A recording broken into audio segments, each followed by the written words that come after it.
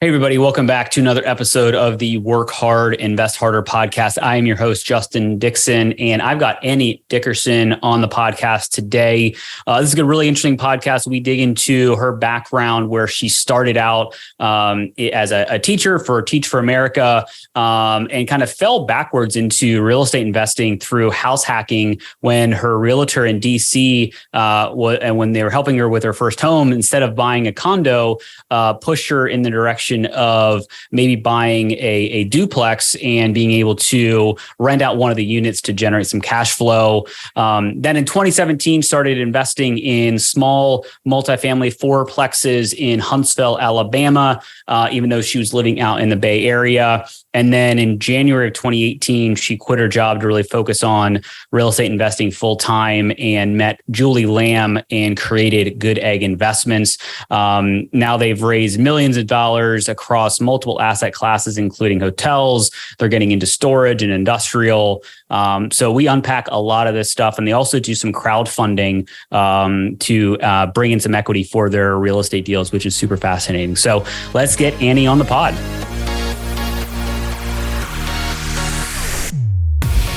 Do you love your job, but want other investment options than your company's 401k and trying to pick stocks? If so, you've come to the right place. In this podcast, you will get actionable information for your passive real estate investment journey. Welcome back to another episode of Work Hard, Invest Harder podcast. Here's your host, Justin Dixon. All right, Annie. Hey, welcome to the podcast. Happy to have you on. I'm thrilled to be here with you and your listeners, Justin. Awesome. Well, I appreciate you being here. So maybe let's get started with your background. So, tell us about how you got into real estate investing and maybe a little bit about what you did before you kind of made that transition.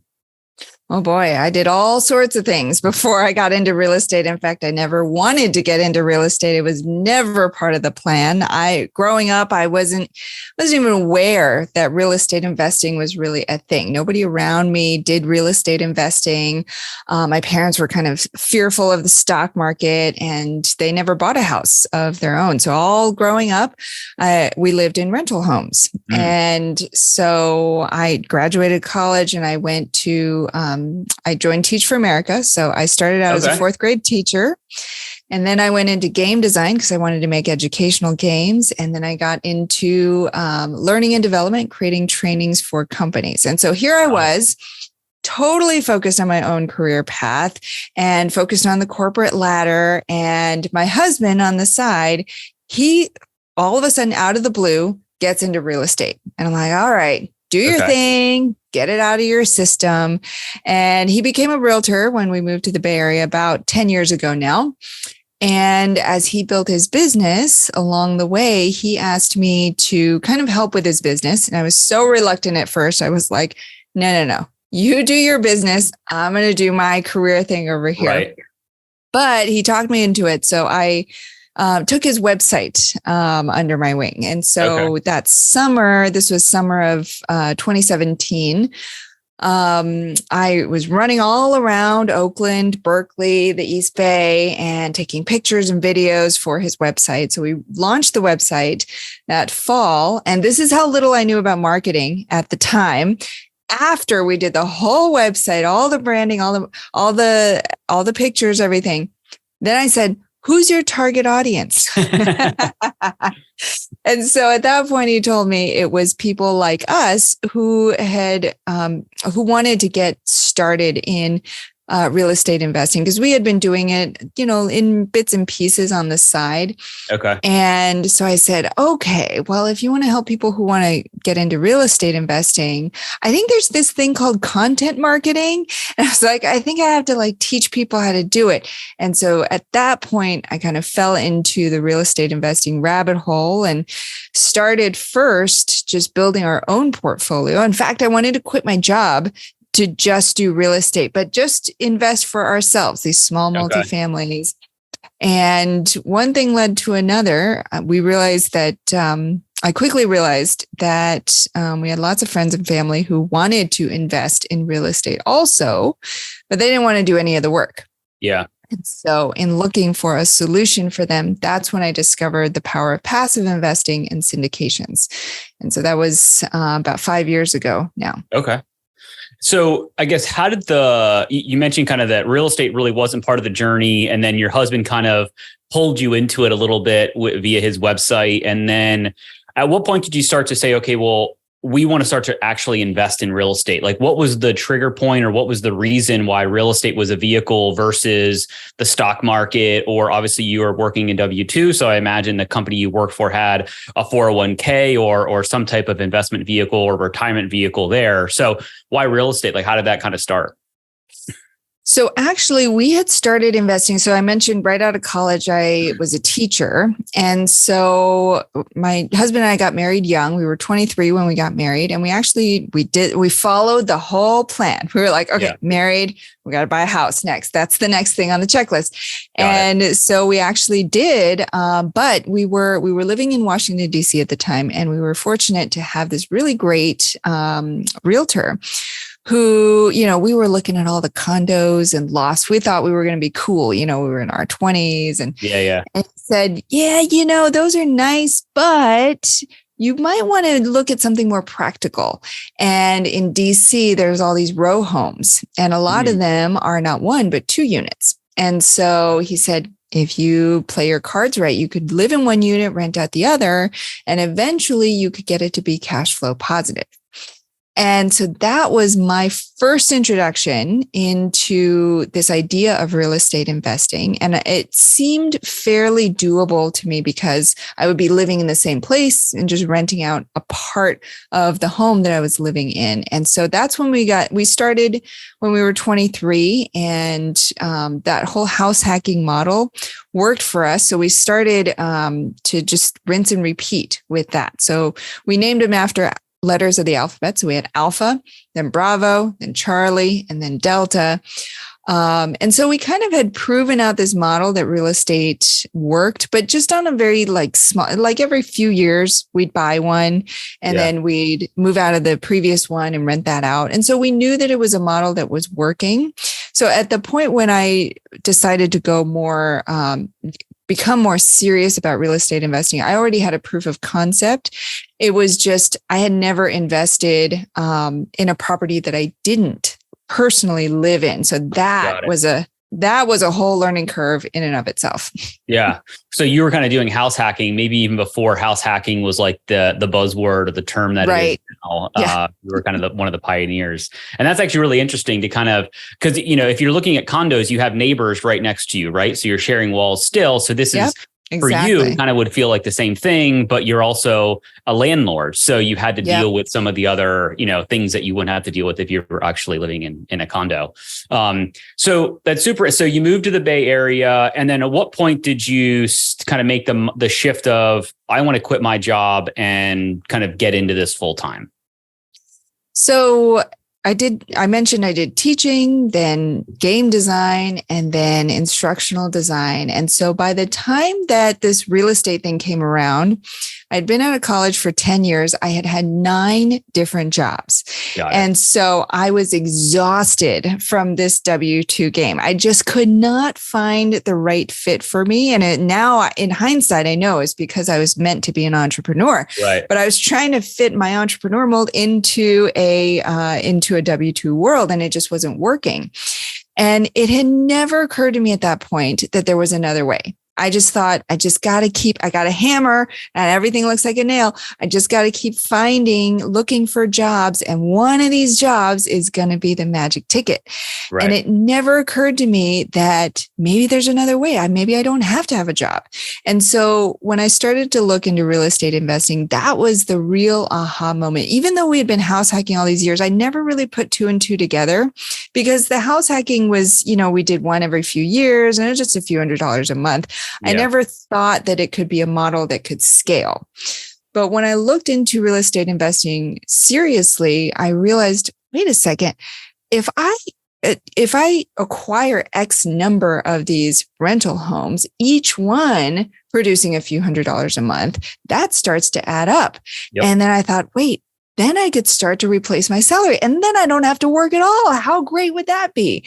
And so that was the aha moment. I didn't know exactly the ins and outs of how I was going to get it done, but it was a paradigm shift for me at that point. Yeah. And so was it just the experience, or did you kind of have like a light bulb moment, like reading a book or listening to a podcast? Or was it just like you started to see the breadcrumbs and you started to follow them and say, oh, this is actually kind of the way that I'm going to do this? It was during this period, I mentioned I fell into the real estate investing rabbit hole, and it was the only thing I could think about and do any moment that I had. And so every time I walked the dog, I had a podcast playing, Bigger Pockets podcast, real estate investing podcast. And I remember one day I was out walking the dog and somebody was talking about something I'd never heard about before, the BRRRR method. And they didn't even explain it. They were just like, they assumed that the audience knew what it meant. Right. I was like, BRRRR method, what is that? So I went home, I Googled it. I think I spelled it like BURR because I was like, I have no idea what this means. Right. And so I Googled it and I realized, it was this whole method for anybody who's listening, who might be in those shoes right now, walking your dog. I was just going to say, why don't you explain it a little bit? Yes, I will. I'll tell you what it means. And so BRRRR is actually B with, I think, 4 R's behind it. And so it stands for buy, rehab or renovate, rent out, refinance, and repeat. And so it was that repeat piece that really caught my attention because I thought, wait a second, this is a repeatable model. So what these people are doing is they're buying a property that's undervalued, that needs some renovation, needs some rehab or love. And so they're doing that work, they're rolling up their sleeves and they're doing that work, making it nice, kind of like a fix and flip, but they're not selling it right off the bat. They're holding on to it, then they're renting it out. And once they rent it out and they've got that income coming in, they can refinance it. There's a higher value now for that property. They can refinance it, pull out that initial capital that they had invested, and then repeat. Now they can go buy a new property. And that was the aha moment for me. Because prior to that, I had never thought that this was a scalable thing. I thought, well, every few years we save up enough money and then we buy a thing. And I never thought, wait a second, this can be a cyclical thing. This can generate income to then go and repeat and do it again. No, that's super, super fascinating. And I want to kind of dig into Goodegg because I know Goodegg's behind you on your wall. But before we jump into that, let's take a quick sponsor break. Whether you're in a job you love or hate, building a financial foundation is important.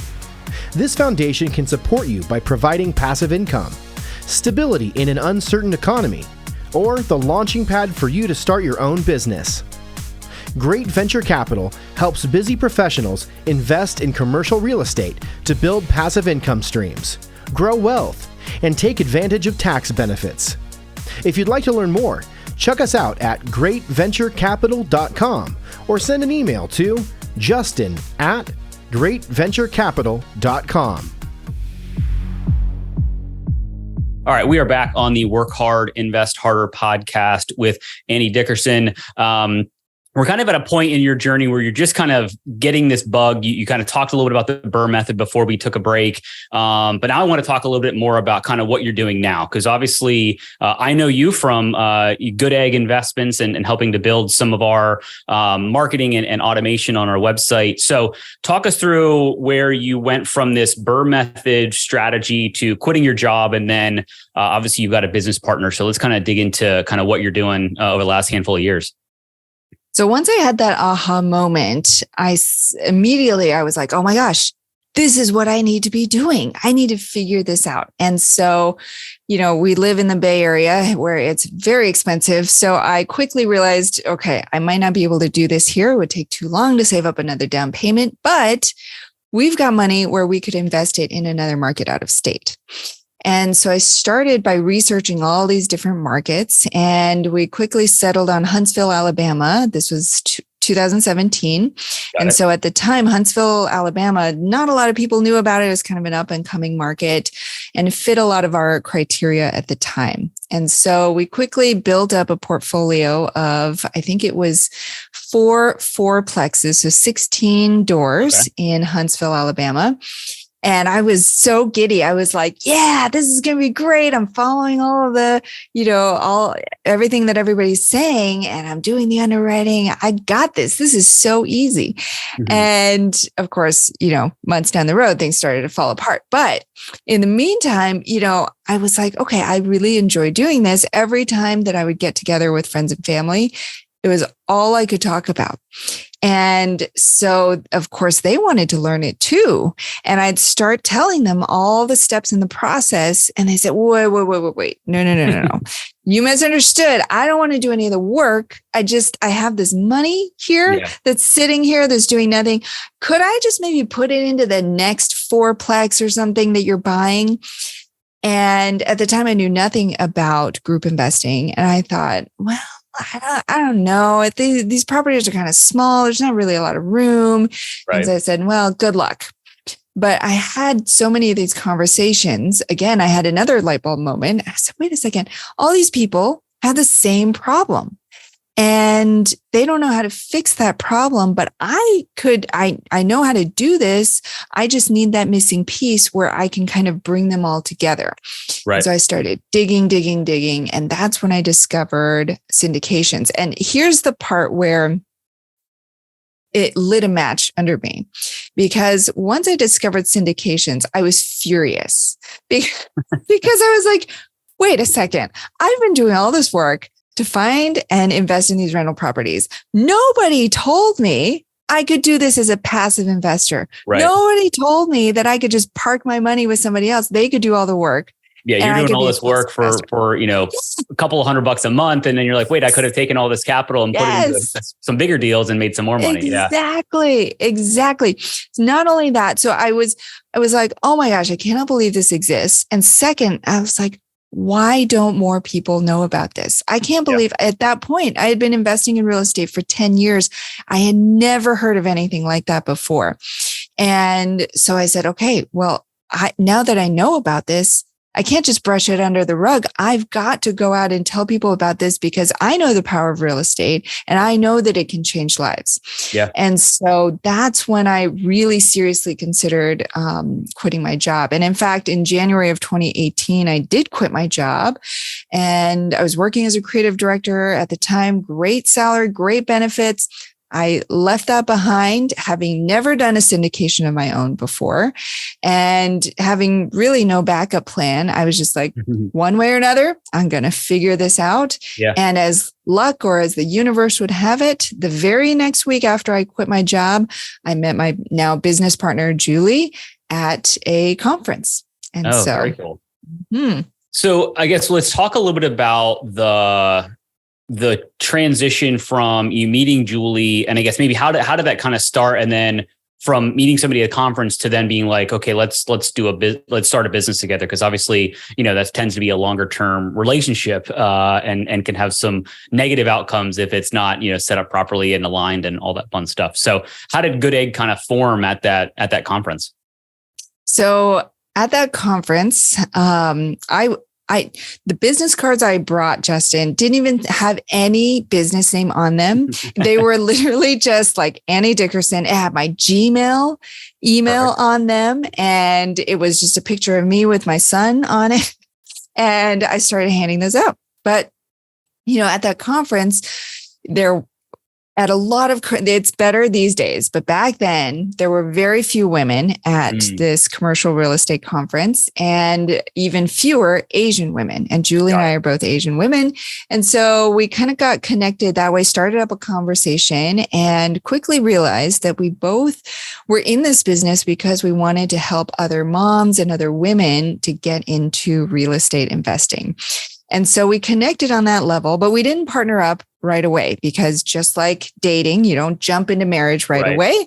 We didn't even consider a partnership at that point. In fact, I left the conference and I started to build up Goodegg. I launched this new brand and she was building her own business at the time. Oh, interesting.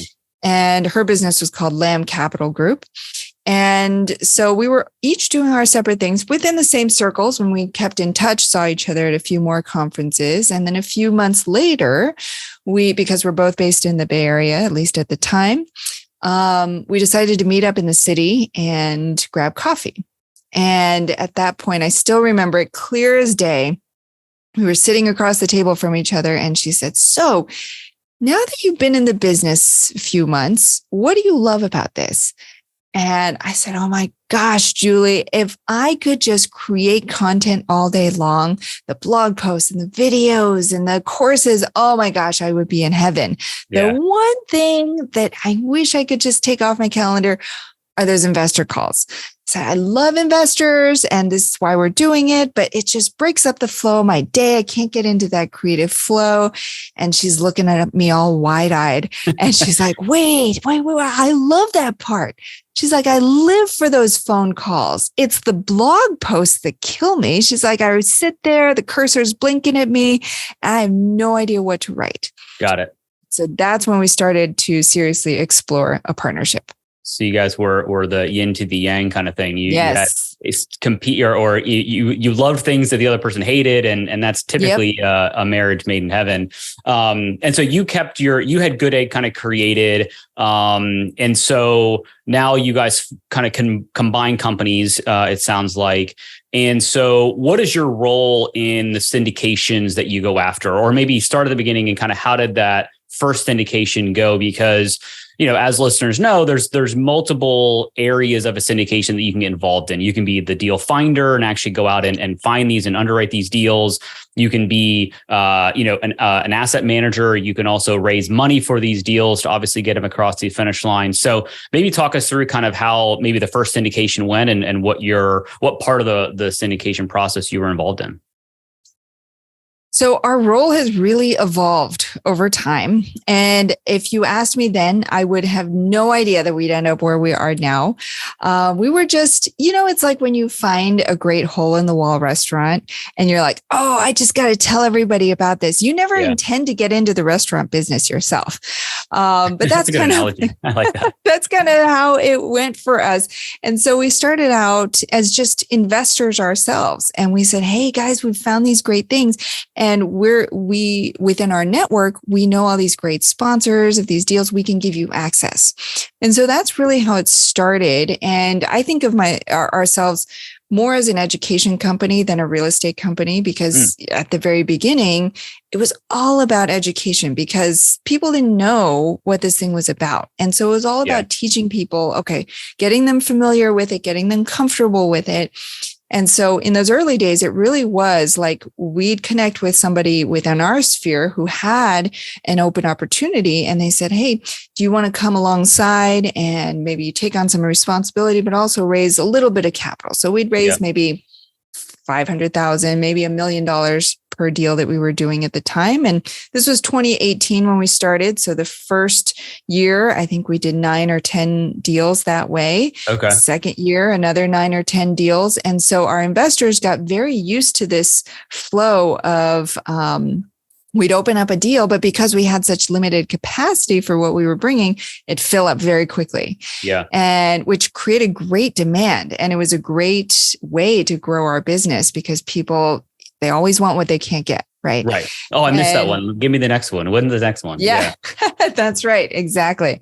And so we started to build up our investor community.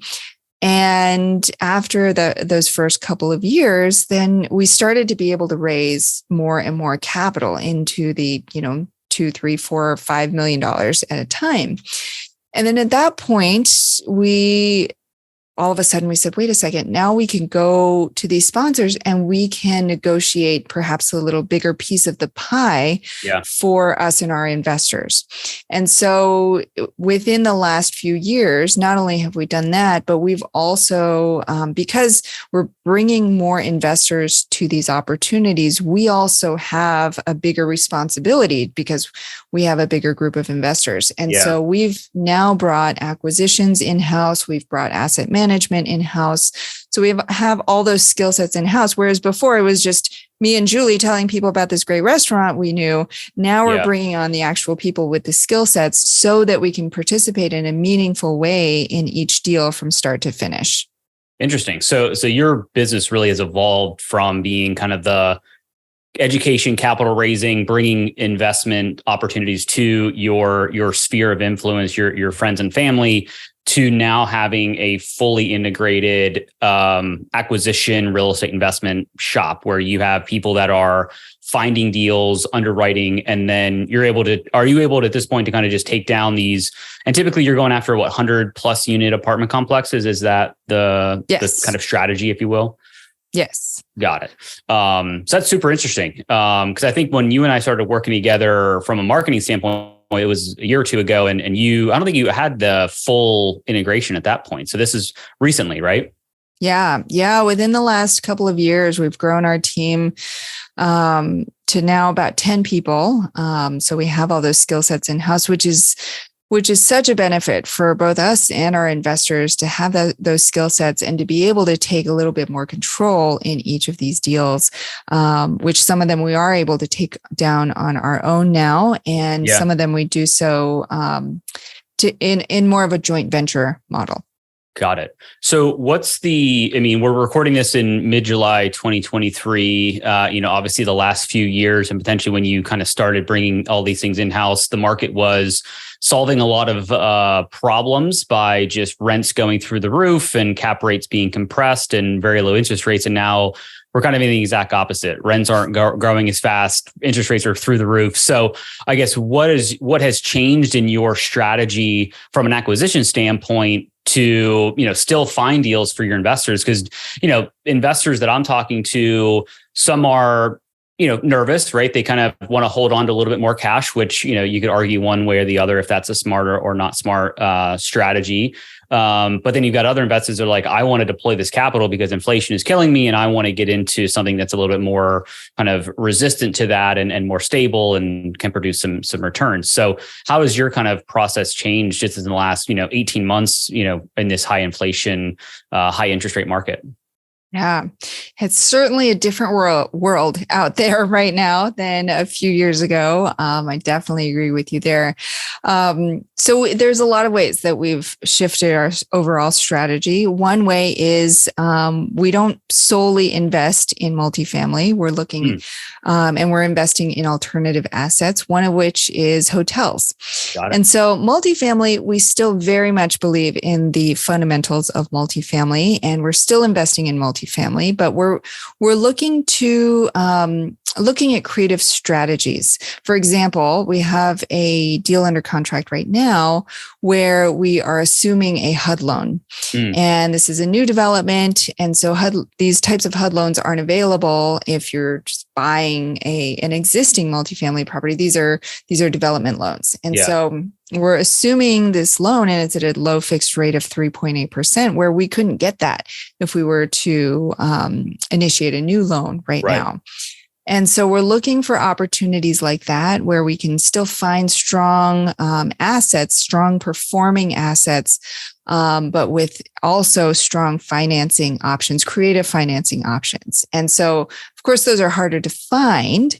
And so it's taking us a little bit longer. We're having to look at more deals, but we are not compromising our underwriting standards. But I mentioned hotels because I'm curious about that. Yeah. So that came about through a great partnership that we formed a few years ago with these hotel operators out of the Midwest who've been doing it for 60+ years. And they have these, they're like these, they call them select service hotels. So they're not the hotels with all the amenities and all the restaurants and the spas. They're like the kind you go when you travel for business, and so they're like the Hampton Inns, the Holiday Inns, those kinds of hotels. But they're such great operators that these hotels regularly have, 4.5 ratings on Google, which is almost unheard of for that level of hotel. And so we got in touch with them, and this was back a few years ago, but we quickly realized that this was a great complement to the multifamily assets that we were acquiring because with a lot of the multifamily projects we were doing, a lot of the payoff is on the back end when you sell, right? With these hotels, because they're already existing, already cash flowing assets, there's a lot of great cash flow. There's still some appreciation at the end, but not as much as these value add multifamily projects. And so, for example, we acquired a couple of hotels last year that threw off, over 11% cash on cash returns in the first year. And you just cannot find that in multifamily, right? Especially on the first year. Usually that may be year 2 or 3 after a refi or something like that. But yeah. And so it was a great complement. So for our investors who are looking to build a more balanced portfolio, we give them more options that way so that they can get some of the cash flow as well as some of the long-term appreciation. What's the strategy with the hotel play? Is it similar to like a 5-year hold and your goal is and is there like a value add where you're going to be renovating the units to, potentially command a higher daily rate, or how does that work? In most cases, it's just a buy and hold. There's usually some minimal renovation or operational efficiencies that we're bringing in, but not nearly as much as on a multifamily project. And so for the most part, we're just buying and holding and taking advantage of the cash flow and a little bit of appreciation during these 5 years. Got it. Interesting. Any other alternative assets that you're looking at outside of the hotel space? Yeah. So we've also done some self-storage investments, and we are also looking at both industrial and oil and gas. Oh, interesting. I had a guy on yesterday that was talking about oil and gas. So as an investment, because you can offset your active income, which is kind of an interesting, I don't want to get into it because I don't know enough about it. So me neither. But yeah, I have people for that now. Exactly. Yeah. Yeah. You just need to say, hey, you go figure this out and give me the report. Report back. Exactly. And what's the structure that you guys are building these out? Are you doing a fund model where people are you're pulling money and then you're at the discretion to kind of go put that in the asset, so you don't have to kind of do a syndication per deal? Yeah, so that's a really great question, and that's evolved as well. And so in the early days, we were doing one syndication per asset, and so we really raising money every time you have a deal, right? Exactly. We really trained our investors that way, and they got used to that. But then a couple of years ago, as the market started to shift, we started to see some of those signs. We saw that personally, I'll give you a great example. I think this was 2019. We did 2 back-to-back deals in a very similar, it was the same market pretty much down the street, but they were 2 separate syndications. And I had $50,000 to invest personally. And I said, okay, well, obviously I can pick the best one. So I'm going to go and look at these 2. And I picked one, and that one turned out to be the one with the lower returns. So even I could not pick the winner. And so as things started, we started to see signs that things were shifting. We said, okay, to protect our investors' best interests, we have to build in diversification. And so we started to launch the fund model instead. And so in each fund, we would put, around 3 assets. Okay. And of course, investors took some time to kind of get used to this. And so we've been doing that the last couple of years. But most recently, we've also added back in, because we keep hearing from people that there are a subset of people who want to invest in individual assets. Yeah. And so we've built that back in via a different type of offering, a crowdfunding offering. And we've just launched our first one recently. And the beauty of a crowdfunding offering, it's like a Kickstarter campaign, but you're actually— I'm curious how it works. So you're actually like a Kickstarter, you're investing in, it's not an investment. You're just buying some tchotchke or basically donating your money. Yeah.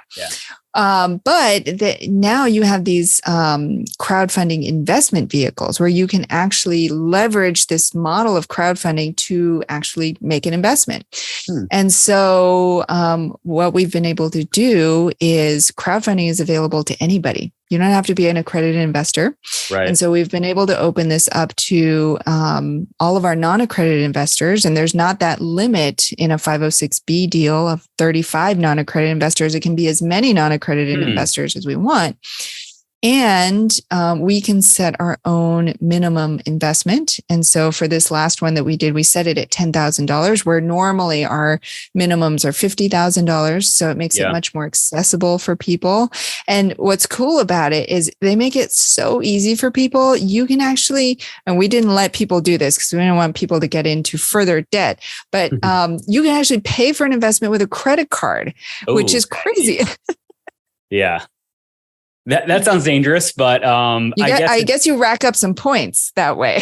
I guess it's one of the, I mean, I do that. I pay off my credit card at the beginning of every month, right? So I put everything on credit and then I get the points and I pay it off. And, if you're diligent about that, I guess that could make a lot of sense because to your point, like if you want to put 10,000 on your credit card, that's depending on the credit card, that's a lot of points. So it could be interesting. It could be dangerous. So if you kind of over leverage yourself and can't make that payment. So that's interesting. So the crowdfunding is set up. And so is that a per deal or a per asset investment? So you're saying, hey, I'm launching ABC apartments via this crowdfunding model. And so are you raising all of the equity, all the capital via the crowdfunding, or do you have, you mentioned a couple of like JV partners or whatever, are you also bringing them in to fund kind of a portion of the, if you have to raise $10 million, are you kind of breaking up how much you have to raise from crowdfunding versus other sources? So for us, it's a fairly new thing for us. So we're still trying to figure out exactly how it's going to fit into our overall model. But right now, the way we're looking at it is, and I'm glad you brought up each individual asset, because one criteria of crowdfunding offerings is that you cannot leave it open-ended like a fund. Okay. You have to have all of the assets. It can be multiple assets, but they have to be pre-identified. And it's just another way that the SEC is trying to protect the everyday investor. Yeah. And so the way that we're using crowdfunding offerings is we've got these funds for our accredited investors, and those offer multiple assets with one single investment. But for those people who want to invest in individual deals, then they can do so, whether they're accredited or not, through this crowdfunding vehicle. And that's it's a finite amount that we can raise. And so it's not open-ended like the fund, but it's a finite amount, but that will go directly into each asset, but alongside our investors in the funds. It's kind of interesting. Okay. Yeah. So you could invest in the fund and then you're diversified across the assets. Yes. But if you're like, I really like this one asset, you can go into the crowdfunding and kind of invest directly into. That's really interesting. Yeah. That's super fascinating. And I like the fact that you can you can set the minimum. So you could set it low enough for people to quote unquote test the waters, right? To if maybe this is their first, their first investment and they don't want to take 50, 100 grand and put it into one asset or even into the fund necessarily, but they're like, hey, I'll try it out with 10K and just kind of see how it goes. Exactly. That's really fascinating. I'm sure that's welcomed to your investors, both just the structure, but also just the ability to kind of have a little bit lower dollar amount if they are kind of either newer or, maybe they're not, millionaires, to kind of be able to spread that around. So I'm curious a little bit about a couple of things before we wrap up here. Again, mid-July 2023, recording this, markets. What kind of markets do you typically, or have you changed your markets that you're targeting because of the environment that we're in? And if so, kind of what markets do you like for? Let's keep it to the hotels and the multifamily, just because storage and industrial and O&G I'm not as familiar with and all that. So. Yeah. So for hotels, we're primarily in the Midwest. That's partly because our partners operate there, and partly because these hotels are geared toward business travelers. And there's a lot of steel and industrial plants in the Midwest that make for great, the exact business traveler that we're looking to target. And so the Midwest is where most of those hotels are. As for multifamily, that's definitely an ever-evolving conversation. The multifamily fund that we launched and currently have open we geared it towards Sunbelt markets. Okay. So Arizona, Texas, the Southeast. The property I mentioned we have now is in Florida. Okay. And so now, that's not to say that we'll continue to look in the Sun Belt. There are some metrics, of course, that are some trends that are saying maybe things are moving away from the Sun Belt. So we're keeping an eye on that. But so far, because that's our focus on just wrapping up that fund, we haven't quite shifted markets yet, but it's definitely something we've thought about. Yeah.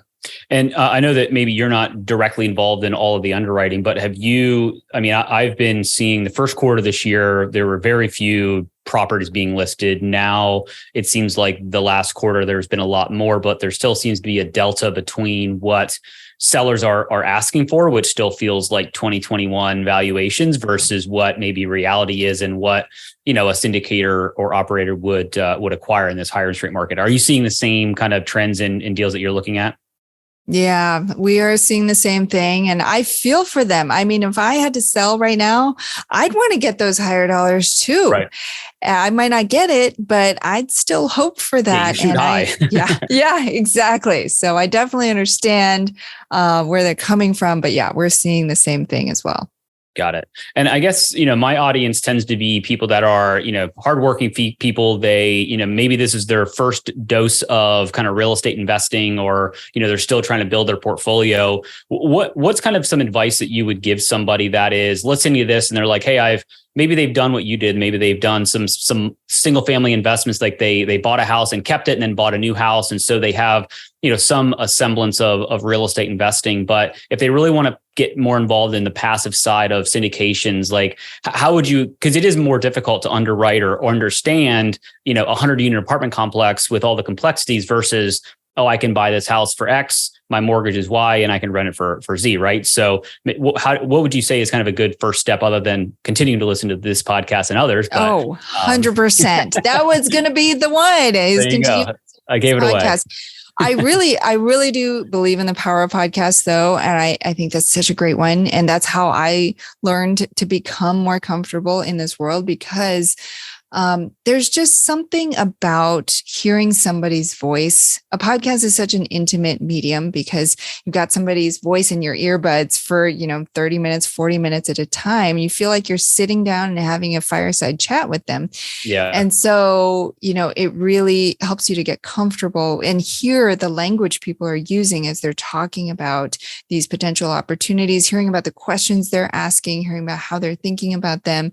And that's really how I became comfortable with it. I started by educating myself through books and reading blog posts and things. And then to dig further, I started listening to podcasts and taking courses so that I could have that kind of live interaction. Yeah. And then when it made sense, I'd try to reach out to the people who were on the podcast to try to establish more of a connection, or to go to meetups, to meet people in person. I find that relationship factor, if you can build yourself up a small community of people who are also passionate about this and who are also doing this, that'll help you become much more comfortable much faster.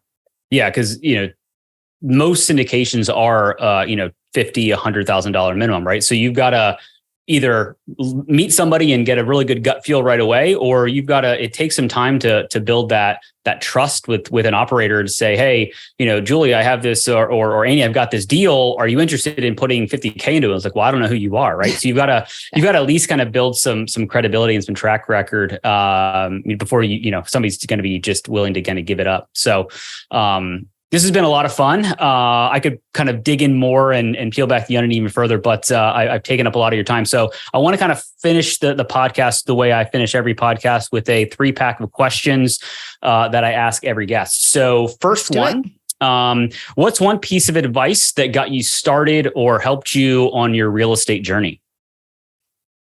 I think it was when that realtor in DC said that if we play our cards right, we could get it to be cash flow positive. I had never before heard those words put together just like that, but it made me super curious about what that meant because it sounded like exactly what I wanted. And so having that piece of, it wasn't even advice, it was just a kind of a shift in perception and what was possible made a big difference. Yeah, that's I wish my realtor would have given me that or mentioned that to me because I was like, man, we bought a condo. It's our first investment. So it was like, oh, we could have done exactly what you did and everything. So definitely should shout out to that realtor for sure. All right. What is your favorite business or real estate book that you're into right now? Ooh, right now. Let's see. I don't have a business book I'm currently reading. I'm on this spiritual kick, so I'm reading a lot of these personal development books. Okay. But I will tell you one business book that has stood out to me, and I go back to it time and again, is it's called Building a StoryBrand by Don Miller. Oh, yeah. And that's it's because it doesn't read like a business book. It reads like a life book, and it teaches you how to build a business in a very relatable way, to tell a story and to make sure that your customers are the hero of the journey, to build those customers for life. Big fan of StoryBrand and Don Miller for sure. So, all right, last question. If you hit your financial freedom number, meaning you could live an amazing life just off of the passive income that you're generating, what would you do? I would do exactly what I'm doing now, but maybe with some more first class airfare tickets along the way, I would think. But, I really am living my best life now. I live in this beautiful home in the Berkeley Hills overlooking the bay. And my kids are in great schools. And my mom lives with us. And she has her own in-law suite in our house. And so it's a beautiful setup. I get to work when I want. I get to work with great people and be part of this industry where we're making a difference in people's lives. And so I wake up every day and I'm grateful and I feel blessed for what I get to do. And so I would say, I have hit that and I'm doing what I want. But just, a few more first class accommodations, the luxury, we went to Mexico recently and we did splurge and we got this 3-bedroom villa that came with its own butler, which that if anything will spoil you, a private butler on vacation will do just that. Yeah. When my wife and I got married, we went to Mexico and we had, for our honeymoon, we went and had a butler suite and it was not 3-bedroom, but it was quite lovely to wake up and be like, oh yeah, I want this and this. And right. It's something you don't want to get used to because you can't necessarily afford that always in real life, but that's right. Well, Annie, it's been amazing. I really appreciate you being on the podcast. If somebody wants to learn more about Goodegg and what you're doing, what's kind of the best way to get a hold of you? The best place to go is our website, goodegginvestments.com. If you're new to passive investing, you can click the Start Here button and learn all about it. And the information is very, brand agnostic. So, if you're interested in investing with Justin, which I highly recommend, you can still go there and learn some basics and then come back to Justin with some maybe smarter questions to ask and, really grill him, ask him those tough questions. I love it. Annie, it's been a great pleasure. Really appreciate you being on the podcast. Thank you so much for having me, Justin. See ya. I hope you got value out of this episode of the Work Hard, Invest Harder podcast, your one-stop shop for education on how you can continue to work hard in your career and have different options to invest even harder. If you took anything away from this episode, please leave a written review. I read every review as it helps me serve you better. If you're listening to this podcast, it means that you want to grow your passive real estate portfolio. The easiest way to do that is to join our investor club by heading to greatventurecapital.com/invest. The link is in the show notes. See you on the next episode.